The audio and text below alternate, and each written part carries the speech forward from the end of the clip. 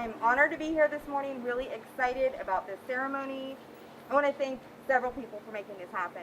Today you're going to hear a little bit of the story of how the statue came to be, the significance, the meaning for us here at the house next door. You're going to hear from Arla's daughter, Cheryl. We are blessed to have Harry, the original sculptor, here with us. We have Alpha staff. You guys kind of raise your hands. So I know we have Alpha staff who were at that time and to this day mentors for the Alpha students that helped with this project. And a big shout out to Jacob Wilkerson, who helped us get the statue from 2 blocks over back here to our location. And so with that, I'd like to introduce Miss Cheryl, our daughter. Good morning. Thanks everyone for being here. And you'll have to excuse me for being a little emotional.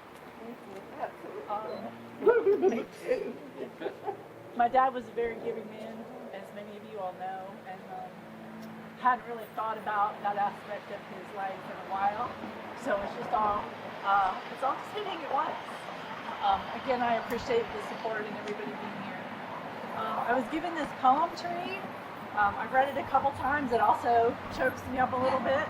It's very appropriate, and I hope you'll enjoy it as much as I have preparing for it this morning. It's called We Pray for Children by Ina Hughes.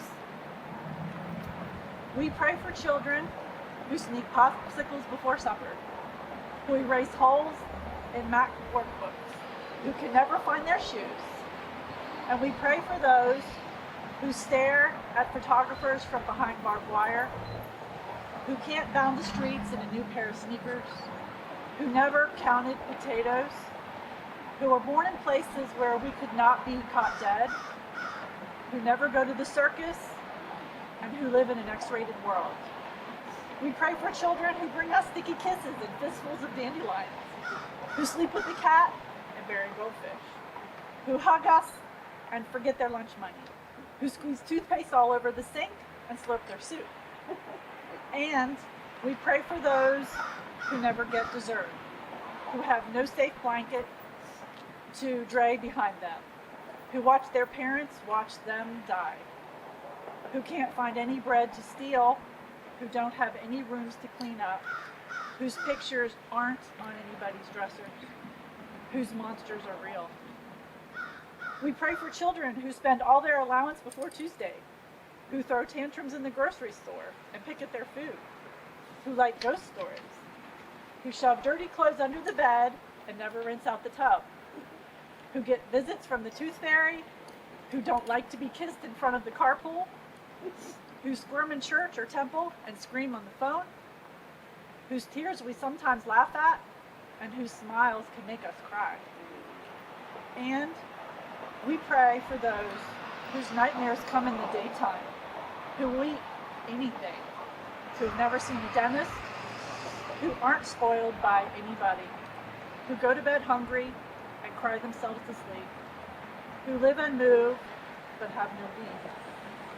We pray for children who want to be carried and for those who must be, for those we never give up on and for those who don't get a second chance, for those we smother and for those who will grab the hand of anybody kind enough to offer it. We pray for the children. Amen. And with that, I'm going to turn it over to the board president, Pam Masters, for a few words.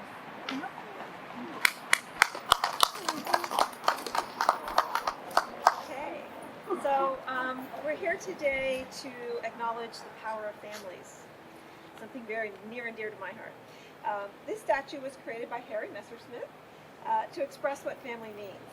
He was asked by Margaret Pearson, Director of Development at the house next door, to use his art to create a symbol of family. Harry's vision included partnering with our Alpha students, 4th and 5th graders, to create a sculpture that reflected their beliefs about family.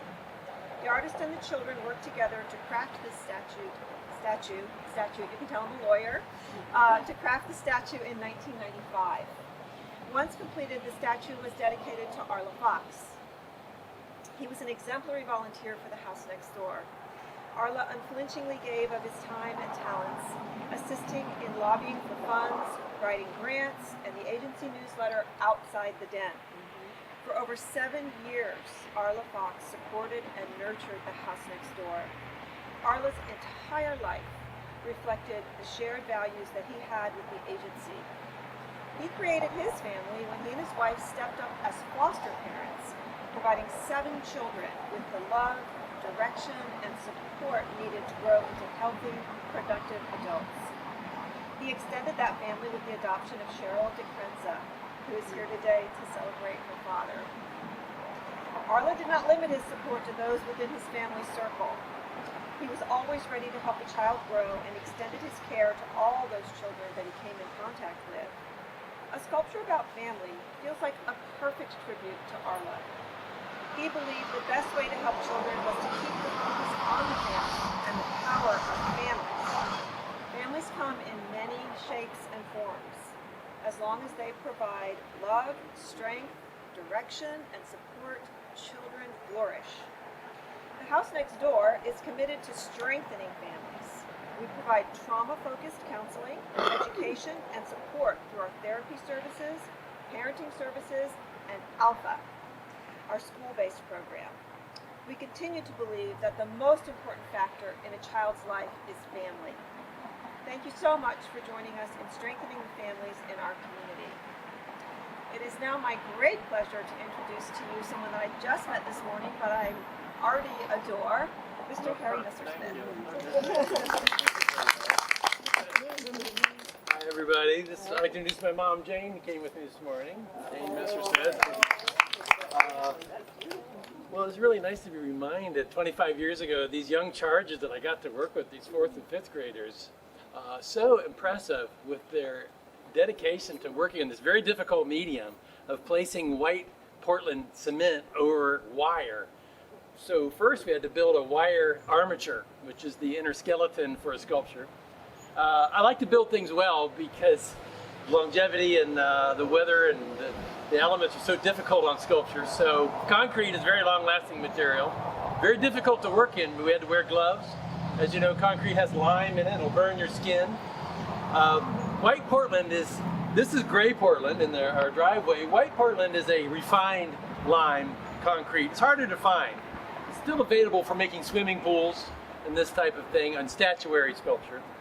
So we mixed white Portland, sand, and acrylic admixture, and strands of steel wool and polyfiber, which makes the matrix to make this clay-like Portland able to be sculpted with the hands and gloves. And I was so impressed with how they did the details of this sculpture, because a lot of their face work and the hands were done by these young 4th and 5th graders. So without further ado, we'll look at our sculpture here and how it looks today.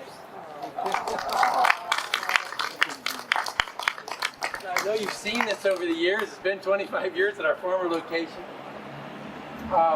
It was damaged at one point where the arm was ripped off by young vandals here locally, and there was a glass sphere here originally, but I got it rebuilt with a new arm, and there's wire inside of this wire and a good hunk of steel, and this now bolted down, bolted through right here. So it's really on there. And I was really enjoyed working on it, square inch, going over the whole thing, covering little pieces of armature that had rusted and were peeking through. Added a little more hair for the young girl, finished a couple things that I knew we hadn't finished years ago, and I got to think about these young men. The Kipp brothers, remind me of their names again, John? It's John Kipp and Mike Kipp. John and Mike were brothers, They're our brothers. Twin brothers. Twins. Yeah, they're twins. They little guys from DeLeon Springs.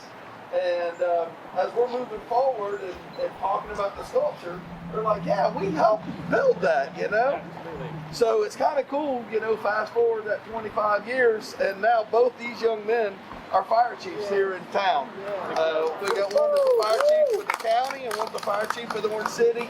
They both got beautiful families, and you know, giving them some structure as young men, that it just kind of helped form their lives. It was great. Certainly it was my help in doing the steel armature, but I want you to point out that these young men did the baby face and the hands and of all these details, which are, well, not this one of course, I did this face. It's sort of like a self-portrait of me, actually. The bald guy. And then we had a plaque donated by your kind membership and the family, and a nice bronze plaque to go with it, which I signed up. I have a bronze foundry in New Smyrna where I cast glass and bronze, and I'm very familiar with bronze, so I polished that up and re-lacquered it. It was really a lot of fun to do. So it's a little bit hollow inside. This wire, which is a galvanized hardware cloth over rebar, is fashioned, so we had to wear harder gloves, like leather gloves to form. We had hammers and we beat, and they really enjoyed that industry, working with their hands and the challenge. It wasn't easy. So this sort of in the hot in the spring of that year of '95, we worked all spring and all winter on it. It took several months. And then once you have the roadmap of the armature, then you can smooth on the white Portland, which if you make thick enough, it can be like clay. So it's not runny, and it can be forced into the wire and smoothed with the hands. So now you all can make concrete sculptures in your backyard. Thank you. I want to thank everybody for being here with us to share this very special morning. Ian showed up this morning with lots of pictures when the statue was originally released, so we'd like to recreate that this morning. And then anyone else additionally who would like to take some photos, that would be awesome. So Pam, can I have you come up here for a minute?